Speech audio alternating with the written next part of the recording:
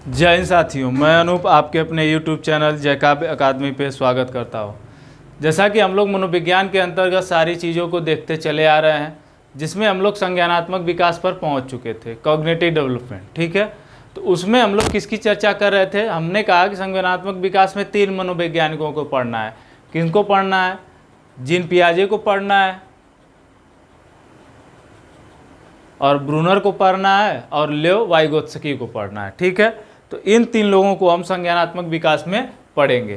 तो आइए शुरू करते हैं। बाकी चीज़ों को मैंने बता दिया था, जीन पियाजे की 4 अवस्थाओं को भी मैंने लिखवा दिया था, इसलिए मैं आज एक एक अवस्था के बारे में डिटेल करता हुआ चलूँगा मित्र, और यह बेहतरीन तरीके से एकदम एक्सप्लेनेशन के साथ होगा। और आप बेहतरीन तरीके से सेशन को शेयर कर दीजिए और बच्चों को जोड़ लीजिए और चैनल को सब्सक्राइब कर दीजिए ज़रूर से। ठीक है, तो हमको क्या पढ़ना है?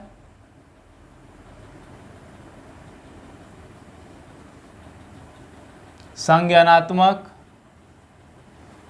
विकास।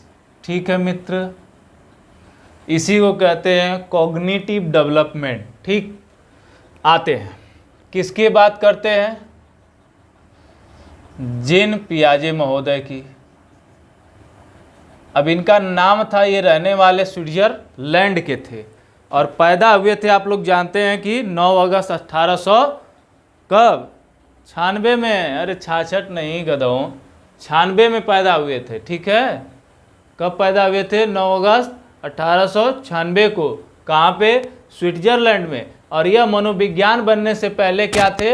यह एक डॉक्टर थे, मतलब जंतुओं के वैज्ञानिक थे। ठीक है, ये बात भी ध्यान में रहे, कभी कभार पूछ देता है कि जीन पियाजे मनोवैज्ञानिक बनने से पहले क्या थे? तो यह क्या थे? डॉक्टर थे। अब जैसे कि मैंने बताया कि संज्ञानात्मक में संज्ञान का अर्थ क्या होता है, तो संज्ञान का अर्थ वही होता है बच्चा, जो आपकी बुद्धि होती है वही क्या है? संज्ञान है। अगर इसमें कह दें तो बुद्धि या ज्ञान, यही 2 अर्थ इसका संज्ञान का होगा। तो जहां आपको संज्ञान मिल जाए वहां आप ज्ञान बुद्धि लगा दीजिएगा, समझ जाइएगा कि बुद्धि की बात कर रहा है, मूर्खों की बात नहीं कर रहा। ठीक है मित्र, तो आइए इनकी पहली अवस्था को देखते हैं, जिसका नाम है सेंसोरी मोटर स्टेज। पहली अवस्था इनकी संवेदी पेशी अवस्था।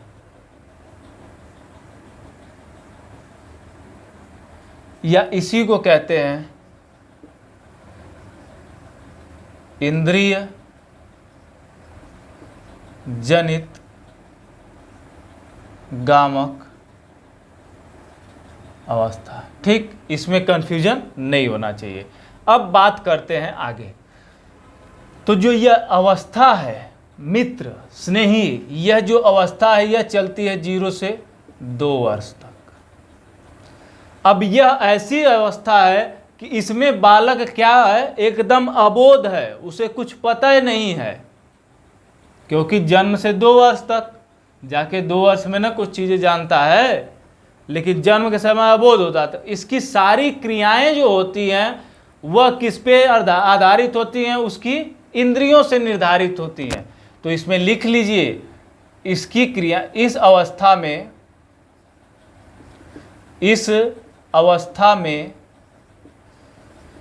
शिशु की क्रियाएं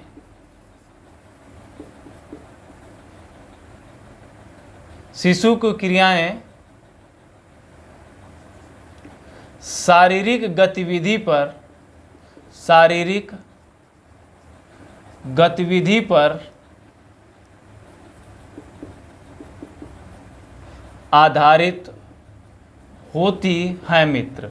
ठीक, इसी अवस्था में क्या साथी? यह अवस्था में जो संवेदी प्रेरक चिंतन की भी बात करते हैं, इस अवस्था को क्या कहते हैं? इस अवस्था में संवेदी प्रेरक चिंतन करता है, मतलब ऐसा चिंतन करता है जो उसको संवेदनाओं को समझ में आए। जैसे आप लोग अगर उसको जरा सा ऐसे स्क्रीनिया पे चींटी काट लिए ना, तो वह क्या करेगा? सोचने लगेगा बेचारा कि यह हमारे साथ क्या हो गया। यह पूर्ववाचिक अवस्था भी कहलाती है। तो पूछ देगा कि जीन पियाजे के अनुसार पूर्ववाचिक अवस्था कौन सी है? तो वह पहली अवस्था है संवेदी पेशी अवस्था। ठीक है, पूर्ववाचिक अवस्था मित्र। ठीक है, यह संवेदी प्रेरक चिंतन की अवस्था है, पूर्ववाचिक अवस्था है और स्वतः प्रेरित क्रियाएं इसमें होती हैं, लक्ष्योन्मुखी व्यवहार होता है। क्या? स्वतः प्रेरित क्रियाएं, स्वतः प्रेरित क्रियाएं, लक्ष्योन्मुखी व्यवहार, लक्ष्योन्मुखी व्यवहार मतलब इसका समझ रहे हैं? चलिए एक एक लाइन समझा दूंगा मित्र, आप चिंता न करिए, मैं हूं यहाँ पे, एकदम आपको टेंशन नहीं लेना है। गतियों में आवृत्ति, गतियों की आवृत्ति, क्या? गतियों की आवृत्ति मतलब जो वह क्रिया करता है उसको क्या करता है साथी? बार बार क्या करता है? दोहराता है। और वस्तु अस्थायित्व, वस्तु अस्थायित्व, यह वस्तु अस्थायित्व का मतलब है कि यह जब कोई वस्तु क्या करेगा, अपने हाथ से पकड़ेगा तो क्या करेगा, वह छोड़ेगा नहीं, यह बात ध्यान रहे, छोड़ेगा नहीं। यह वस्तु अस्थायित्व, ये मत सोच लीजिएगा किसी वस्तु को देखकर उसके दिमाग में अस्थाई विन्यास बन गया, अरे बाप रे बाप, ऐसा मत करिएगा साथी, नहीं तो पूरा सत्यानाश कर डालेंगे आप, कतई नहीं ऐसा करेंगे आप। ठीक है, जरा सा पानी पी लें।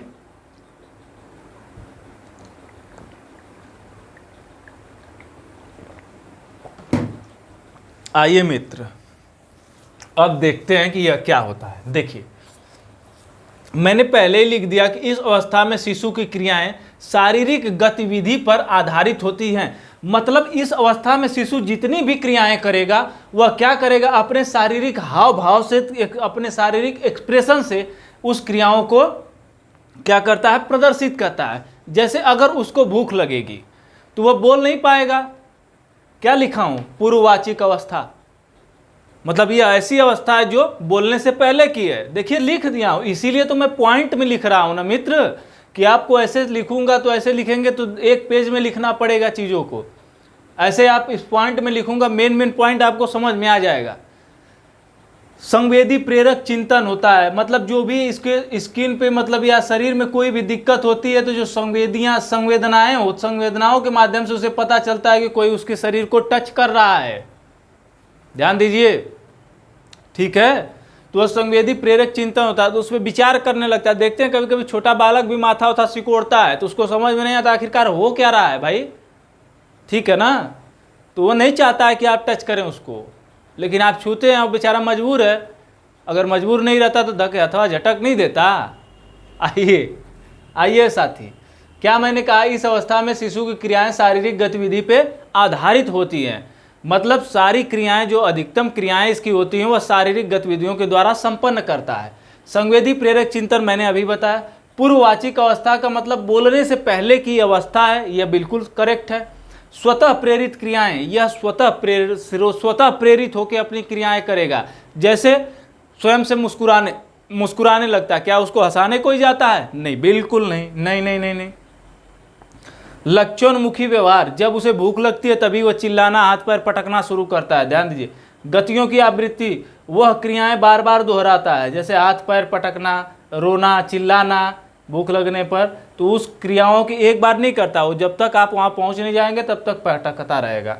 वस्तु अस्थायित्व, मतलब कोई खिलौना आप उसको दे दीजिए, अगर वो पकड़ लिया तो खींचिए, अपने तो पूरी जान ही लगा देगा लेकिन छोड़ेगा नहीं, हालांकि आप बड़े हैं तो छुड़ा लेंगे भाई, ठीक है। तो यह होती है संवेदी पेशी अवस्था या केंद्रीय जनित गामक अवस्था। इस अवस्था में जो शिशु होता है बच्चा, वह संवेदी प्रेरक चिंतन करता है। इसमें क्या होता है, उसकी कह सकते हैं कि उसका मानसिक स्तर उतना विकसित नहीं हो पाता है जितना आपको चाहिए। तो यह रही सेंसोरी मोटर स्टेज। इसको इंग्लिश में भी अगर लिखना चाहें तो लिख सकते हैं सेंसोरी मोटर स्टेज, ठीक है। अब इसको मैं मिटाता हूं, आगे आता हूं किस पे, आगे आता हूं साथी, ये भाई डस्टरवा कहाँ रखा गया, अच्छा चलिए, उधर जगह बची है, उधर मैं लिख देता हूँ। इसमें क्या होता है, अगला है पूर्व संक्रियात्मक अवस्था। कौन सी? दूसरी जो है इसको कहते हैं पूर्व संक्रियात्मक अवस्था। ठीक है, प्री ऑपरेशनल स्टेज कहते हैं, सुन लीजिए, प्री ऑपरेशनल स्टेज इसको कहते हैं इंग्लिश में।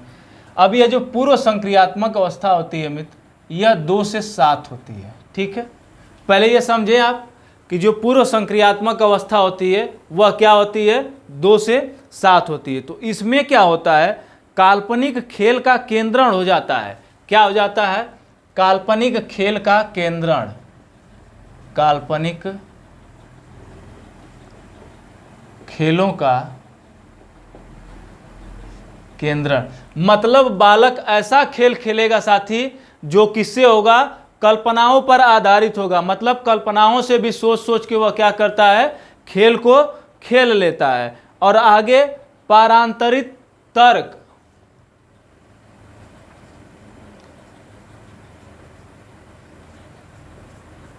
मतलब ऐसा तर्क जिसमें वह क्या कर पाए, अंतर कर पाए, ऐसा तर्क करता है। प्रत्यक्ष बोध तर्कड़ा इसी में आती है, इसी में आती है प्रत्यक्ष बोध तर्कड़ा। अब एक बात और है बच्चा, एक बात और है, वह अभी नहीं बताएंगे, वह बताएंगे अभी आपको, पहले इसको समझा लेते हैं। आत्म केंद्रित अनुकरण। क्या? आत्म केंद्रित अनुकरण, आत्म केंद्रित अनुकरण। ठीक, आते हैं। अब इसमें भी दो भाग होंगे ना, जैसे कि मैंने बताया। तो काल्पनिक खेल मतलब ऐसे खेल जो कल्पनाओं पर आधारित हो। जैसे गुड्डे गुड़िया को क्या करना, वास्तविक मान लेना या सजीव मान लेना। ध्यान दीजिए, पारंतरित तर्क। देखिए ये एक शब्द है, ऐसे शब्द आ जाता है कभी कभी। तो इसका मतलब कि वस्तुओं को देखकर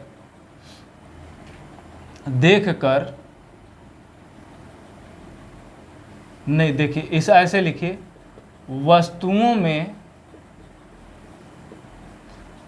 तर्क करके अंतर बताना। मतलब वस्तुओं को देखकर वह क्या करेगा, तर्क करेगा, फिर उसके बाद अंतर बताएगा। वस्तुओं को देखकर उसमें तर्क करके अंतर बताएगा। प्रत्यक्ष बोध तर्कड़ा, वस्तुओं को देखने के बाद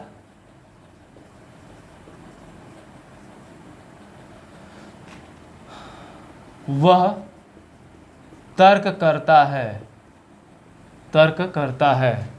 आत्म केंद्रित अनुकरण, वह ऐसी क्रियाओं को करेगा, ऐसी क्रियाओं को दोहराएगा। क्या करेगा मित्र? दोहराएगा, जो उस पर केंद्रित होंगी, अर्थात जिसे वह कर पाएगा। ये ध्यान रखिए, ये होता है।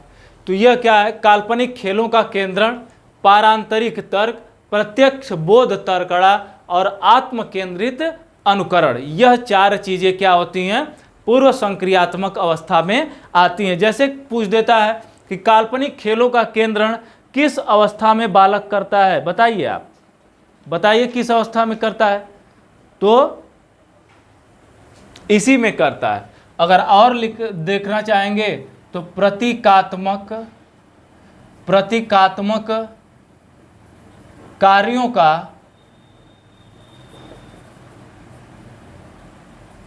प्रादुर्भाव होता है। प्रतीकात्मक कार्यों का प्रादुर्भाव मतलब ऐसा कार्य करेगा जो क्या होंगे, चिन्हों पर आधारित होंगे। विकास दे दिया था थोड़ा।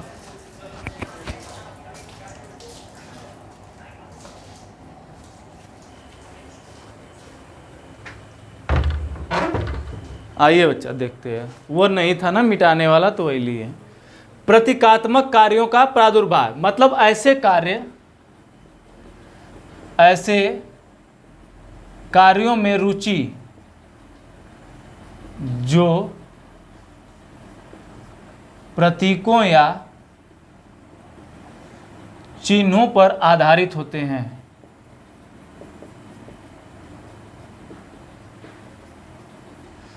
ठीक है मित्र, ठीक है। देखिए साथी, एकदम बेहतरीन एक्सप्लेनेशन के साथ, क्या है, बेहतरीन एक्सप्लेनेशन के साथ। अब इसमें यह दो भागों में बढ़ जाता है, जो कि आपको मैं पहले ही बताया कि यह दो भागों में बढ़ जाएगा। एक पूर्व संकल्पनात्मक काल हो जाएगा और एक अंतःप्रज्ञ चिंतन काल हो जाएगा। तो इसको दो भागों में बांट दीजिए। एक हो गया क्या, पूर्व संकल्पनात्मक कार्य, पूर्व संकल्पनात्मक कार्य, और दूसरा क्या हो जाएगा, अंतःप्रज्ञ चिंतन काल। कार्य नहीं है, काल है, ठीक है। और दूसरा क्या हो जाएगा, यहां मैं लिख देता हूं, अंतःप्रज्ञ चिंतन काल। देखिए एकदम बेहतरीन चीज है दोनों। ये इसका भाग है तो इसलिए मैं ए कर दे रहा हूँ, एक को बी कर दे रहा हूँ। यह इसका भाग है, ध्यान रहे किसका भाग है, पूर्व संक्रियात्मक अवस्था में ही यह दो है। यह इसकी जो अवस्था है 2 से 4 वर्ष होती है और इसकी जो है 4 से 7 वर्ष होती है। ठीक है, ठीक है मित्र। अब देखिए, जब पूर्व संकल्पनात्मक काल की बात होती है तो मतलब संकल्पना से पूर्व का काल, मतलब जैसे इसी में कहते हैं खोज की प्रवृत्ति आती है, खोज की प्रवृत्ति का प्रादुर्भाव होता है। खोज की जो प्रवृत्ति होती है, क्या करने की एक्सप्लोरेशन करने की अवस्था होती है। अनुकरण व खेल के द्वारा यहाँ पे बच्चा खेलता है, सीखता है। अनुकरण व खेल इसी में आता है, ठीक है। अनुकरण व खेल इसी में आता है। खोज की प्रवृत्ति का प्रादुर्भाव का मतलब यह है कि यह ऐसी अवस्था है जिसमें बालक कब, क्यों, कैसे वाले प्रश्न करता है। यही खोज की प्रकृति वाला काल कहलाता है। इसमें क्या होता है, बच्चे का भाषा विकास होता है। क्या होता है मित्र, इसमें भाषा विकास होता है। साथ ही क्या होता है, भाषा विकास होता है। यह 3 चीजें इसमें होती हैं। इसी में क्या कहते हैं, कब, क्यों, कैसे वाले प्रश्न करना और उनके कारण जानने का प्रयास करता है। साथी कब, क्यों, कैसे वाले बस प्रश्न करता है, कारण नहीं जानने का प्रयास करता है। उसे बस यह जानना होता है कि वह चीजें कब और क्यों हुई या कैसे हुई, बस। अब यह जो होता है, यह हो जाता है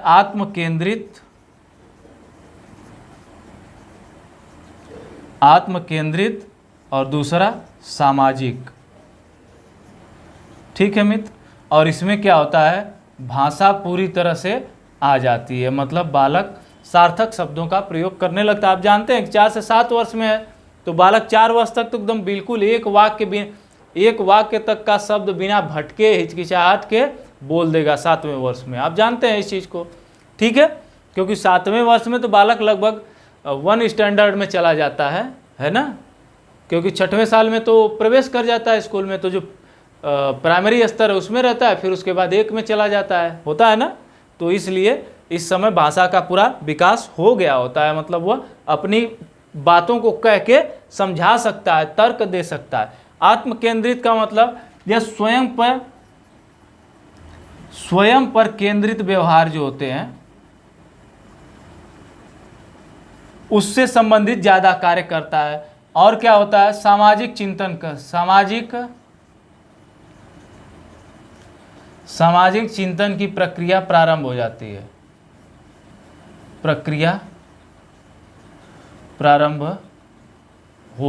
है, देखिए मित्र, एक चीज़ इसमें बहुत बारीक देखने वाली बात है।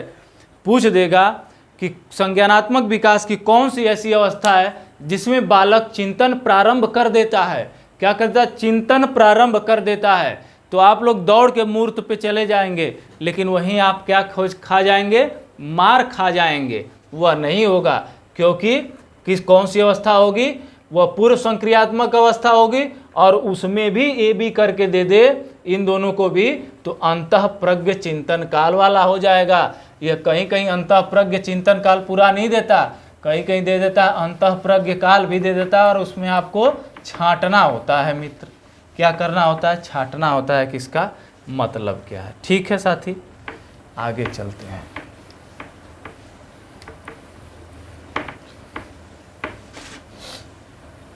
आगे चलते हैं। अब इनकी एक अवस्था है, मुझे लगता है आज यही अवस्था हो पाएगी। अब आपको समझाना भी तो है, इतना एकदम बारीक बारीक चीज़ें आप समझ भी तो नहीं रहे हैं। मूर्त संक्रियात्मक अवस्था कौन सी है? मूर्त संक्रियात्मक अवस्था। क्या है साथी? यह मूर्त संक्रियात्मक अवस्था है। इसको कहते हैं क्या? Concrete operational stage. क्या कहते हैं? कॉन्क्रीट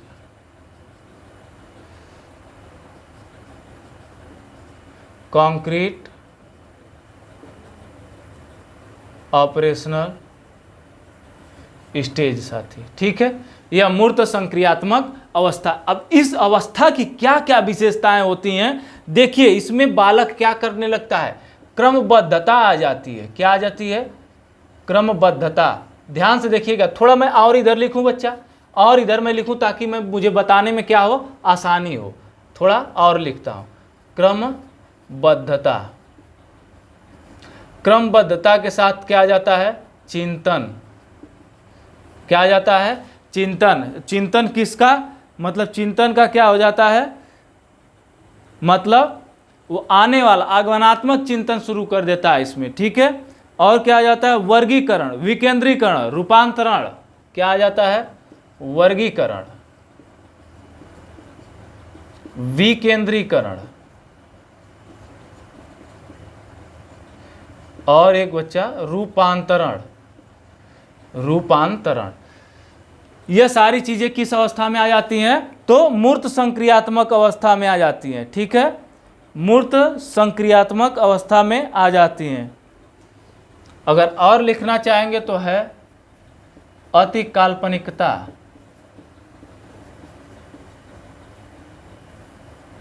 और लिखना चाहें तो लिख लीजिए व्याख्या। ठीक, आइए मैं बताता हूं। क्रमबद्धता, किसी वस्तुओं को उनके आकार पर, आकार के अनुसार व्यवस्थित करना। ठीक, मतलब जैसे आकार रहेगा बड़ा, पहले अगर छोटे में रखेंगे तो पहले छोटा, फिर बड़ा, फिर बड़ा, फिर बड़ा। अगर बड़े से रख रहे हैं तो बड़े, फिर उससे थोड़ा छोटा, फिर उससे थोड़ा छोटा, फिर एकदम छोटा, एकदम लास्ट में होगा।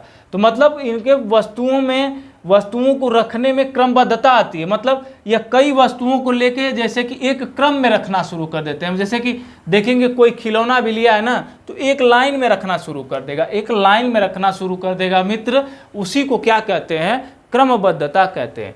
और इसमें इसकी बालक को मूर्त चिंतन वाला विकास भी हो जाता है। मूर्त चिंतन का विकास हो जाता है। मतलब अर्थात वस्तुओं को देखकर क्या कर सकता है? मूर्त चिंतन कर सकता है। ठीक है, एक और लिख लीजिए, संरक्षण और परिरक्षण। ठीक, और परिरक्षण। ठीक, आते हैं वर्गीकरण, वस्तुओं में अंतर या वस्तुओं को छांटना, यह ज़्यादा बेहतर रहेगा। विकेंद्रीकरण, केंद्र से विमुख हो जाना, केंद्र से विमुख होकर कार्य करना। कार्य करना या किसी कार्य में भाग लेना, मतलब वो स्वयं पर स्वप्रेरित नहीं होता। रूपांतरण मतलब बदलाव, बदलाव वाली प्रक्रिया मूर्त अवस्था में भी आती है। अति काल्पनिकता, काल्पनिकता यहाँ पे थोड़ा सा ज़्यादा हो जाती है, क्योंकि वह क्या करता है कि कल्पना के द्वारा भी, अब जैसे बात होती है कल्पना के द्वारा भी किसी वस्तुओं का मूर्त रूप देना चाहता है, तो कल्पना की अधिकता हो जाती है इस एज में, कल्पना की अधिकता इस अवस्था में भी हो जाती है। व्याख्या, किसी बात को किसी वस्तु के बारे में, किसी वस्तु के बारे में आसानी से बता लेना, आसानी से बता देना, ठीक, वह क्या हो जाएगा, व्याख्या हो जाएगी। और संरक्षण और परिरक्षण तो मतलब किसी वस्तुओं का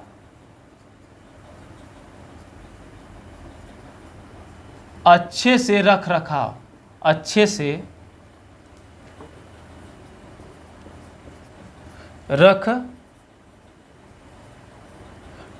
रखाव। अब किसी वस्तुओं का अच्छे से रख रखाव का अर्थ है कि जैसे आप लोग देखते हैं कि ये अपने खिलौने को एक जगह ले जाके रखता है, मतलब चीज़ों को क्या कर रहा है, संरक्षण कर रहा है, संरक्षित कर रहा है कि नहीं कर रहा है, कर रहा है ना, तो वही कह रहा है कि संरक्षण और परिरक्षण की बात करता है। अब यह रही यह अवस्था, इस अवस्था में उत्क्रमणीयता आ जाती है। उत्क्रमणीयता के मतलब ऐसी योग्यता जिसके द्वारा बालक किस क्रिया श्रृंखला को समझने में सक्षम हो जाता है। जैसे कोई क्रिया एक श्रृंखला में है तो उस क्रिया को समझने में सक्षम हो जाएगा। जो भी क्रिया कोई कर रहा है उस क्रिया को वह देख के जान लेगा कि यह क्रिया ऐसे होती है, तो वो उत्क्रमणीयता कहलाती है। संरक्षण मैंने बता ही दिया, ठीक है, तो इसमें क्या ही दिक्कत है। क्रमबद्धता मैंने बता ही दिया। अब आते हैं लास्ट स्टेज पर।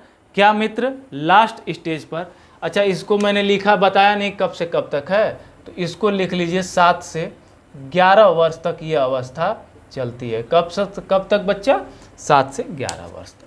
मिटा दे मित्र, मिटा दे इसको, मिटा दे साथी।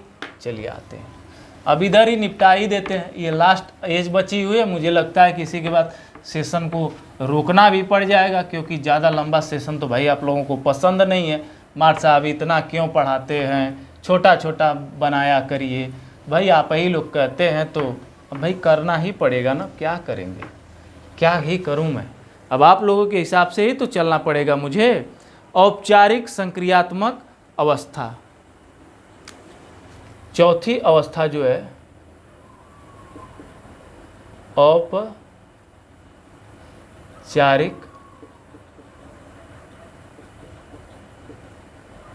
संक्रियात्मक अवस्था, ठीक है।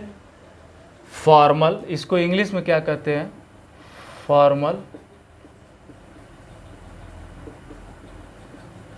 ऑपरेशनल स्टेज, ठीक है मित्र, ये होती है। अब इसमें क्या क्या आते हैं,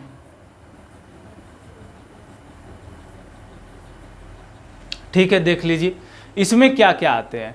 औपचारिक संक्रियात्मक अवस्था को पहले समझिए क्या।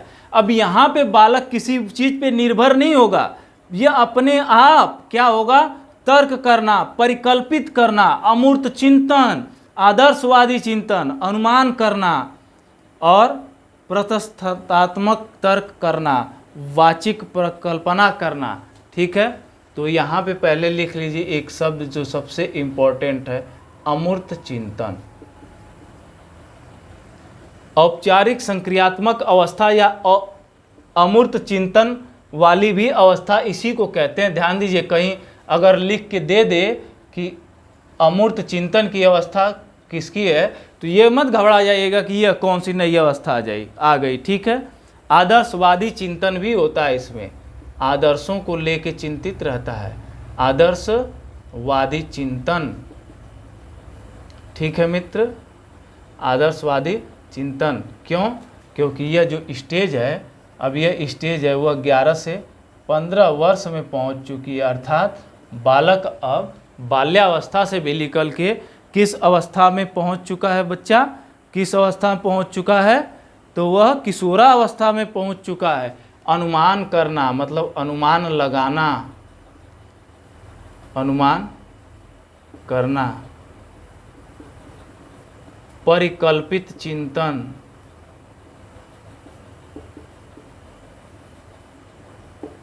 क्या? परिकल्पित चिंतन।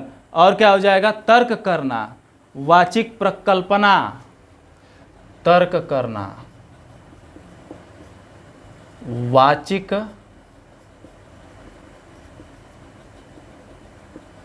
परिकल्पना। ये सारी चीज़ें हैं, बहुत कितना लिखेंगे, ऐसे ऐसे ढूंढते रह जाएंगे तो बहुत सारी चीज़ें मिलेंगी।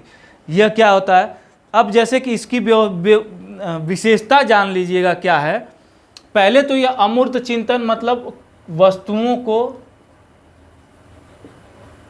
वस्तुओं के बिना प्रत्यक्षीकरण के, बिना, अब लिखूं किधर, इधर मिटा दूं ना, इधर मिटा दूं, इधर मैं लिख देता हूं।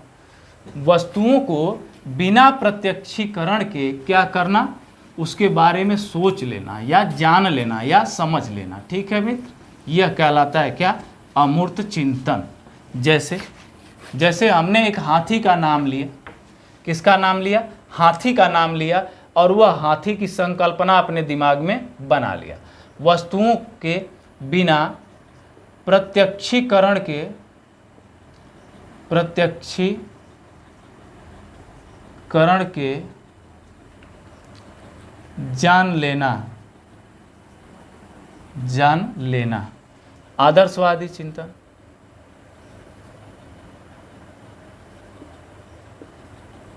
मान्य, ऐसे लिखिए, सामाजिक मान्य मूल्यों पर आधारित चिंतन। ठीक है, अनुमान लगाना, किसी समस्या के तह तक जाने का प्रयास करना। जैसे कोई एक्सीडेंट हो जाता है तो आप अनुमान लगाते हैं ना कि हाँ वो बाइक तेज चला रहा होगा तो एक्सीडेंट हो गया होगा, तो उस समस्या के तह तक आप गए कि नहीं, तो यही चाणक्यता कहलाती है क्या? अनुमान लगाना। परिकल्पित चिंतन, ऐसा चिंतन जो कल्पना से भी क्या हो? कल्पना से परे हो। ठीक है। तर्क करना मतलब जिरह करना या बहस करना, अर्थात सही गलत जानना। ठीक है मित्र। और वाचिक परिकल्पना का मतलब होता है, अब यहाँ पे एकदम व्यवस्थित खूब ढंग से क्या करना? भाषण दे देना। मतलब कहीं किसी मंच पर, अपने किसी मंच पर बोलने का कौशल। अब जैसे क्या करेगा कि जैसे कि वहाँ पे स्कूलों में जो विभिन्न प्रकार के खेल आयोजित किए जाता है, उन खेलों में भी क्या करने लगता है? भाग लेने लगता है या बढ़ चढ़ के मंचन करने लगता है, तो वह क्या कहलाता है? वाचिक परिकल्पन। वाचिक का मतलब बोलना, परिकल्पन का मतलब कल्पना से भी बढ़ के बोलना, मतलब जितना आप सोच नहीं सकते उतना बकबका देगा, तो यह क्या होता है? वाचिक परिकल्पना। ठीक है मित्र। तो ये रहे जीन पियाजे के संज्ञानात्मक विकास के सिद्धांत थे, जो कि मैंने 4 बताए। पहला क्या था मित्र? तो पहला था संवेदी पेशी अवस्था, दूसरा था पूर्व संक्रियात्मक अवस्था। संवेदी पेशी अवस्था का जो क्या बोलते हैं कि एज था वह 0 से 2 वर्ष था, और पूर्व संक्रियात्मक अवस्था का जो एज था वह 2 से 7 वर्ष था। वो भी 2 अवस्थाओं में बटी थी, पूर्व संकल्पनात्मक काल और एक पूर्व संकल्पनात्मक काल जो कि 2 से 4 वर्ष था, अंतःप्रज्ञ चिंतन काल जो कि 4 से 7 वर्ष था। ठीक है, यह था। अब फिर आगे आए हम लोग मूर्त अवस्था, मूर्त संक्रियात्मक अवस्था। इसका हमने जाना कि 7 से 11 पीरियड था, और अमूर्त चिंतन की अवस्था या औपचारिक संक्रियात्मक अवस्था जिसका पीरियड काल 11 से 15 था। ठीक है, और उसके बारे में भी हमने अंदर भी डिटेल किया। तो ये रहे आज का बेहतरीन सेशन बच्चा। इसी के साथ मैं फिर कल आऊँगा अब वाइगोत्स्की या जेरोम ब्रूनर के संज्ञानात्मक विकास के सिद्धांत के साथ उपस्थित होंगे और इस सिद्धांतों पे विस्तृत चर्चा करेंगे, क्योंकि यहाँ से क्वेश्चन बहुत ज़्यादा पूछता है, इसलिए इसको पूरा डिटेल में बताना आपके लिए आवश्यक है। ठीक है मित्र, तो चलिए आज के लिए सेशन इतना ही रखते हैं। तो आपसे एक फिर से अनुरोध है कि इस चैनल को ज़्यादा से ज़्यादा सब्सक्राइब करवाइए, शेयर करिए बच्चा अपने मित्रों दोस्तों यारों में, और ज़्यादा से ज़्यादा आप अपना सपोर्ट हमारे ऊपर बनाए रखिए, क्योंकि आप ही के लिए मेहनत हो रही है। अगर आप नहीं चाहेंगे तो मैं बंद कर दूंगा, क्यों मेहनत करूंगा? जब आप पढ़ेंगे नहीं तो क्या करेंगे? क्या करूंगा मैं पढ़ा के? खुद पढ़ूंगा? नहीं, खुद नहीं पढ़ना है, आपको पढ़ाना है मित्र। तो मैं चाह रहा हूं कि जो बच्चे मनोविज्ञान में इतना बर्डन लेके चलते हैं कि मनोविज्ञान क्या है, कैसे होगा, कैसे मैं उसमें 30 में 28 29 कर पाऊंगा, उन बच्चों के लिए एकदम रामबाण क्लास चला रहा हूं, जिसके तहत बच्चे आराम से इजीली अगर कॉन्सेप्ट को समझ लिए, और मुझे उम्मीद है पूरा, आपको मैं वादा करता हूं कि आपके एग्ज़ाम के शुरू होने से एक हफ्ते पहले मैं अपनी पूरी क्लास समाप्त कर दूंगा, और मैक्सिमम इसमें 25+ क्वेश्चन इस क्लास से तो फंसेंगे ही फंसेंगे। और मैं जो प्रैक्टिस सेट करवाऊंगा, आपका क्वेश्चन मिसलेनियस होगा, उससे आप वो भी प्रैक्टिस सेट जरूर देखिएगा, जरूर पढ़िएगा और उसमें सम्मिलित होइएगा। बाकी 5-6 क्वेश्चन वहाँ से पकड़ लेंगे।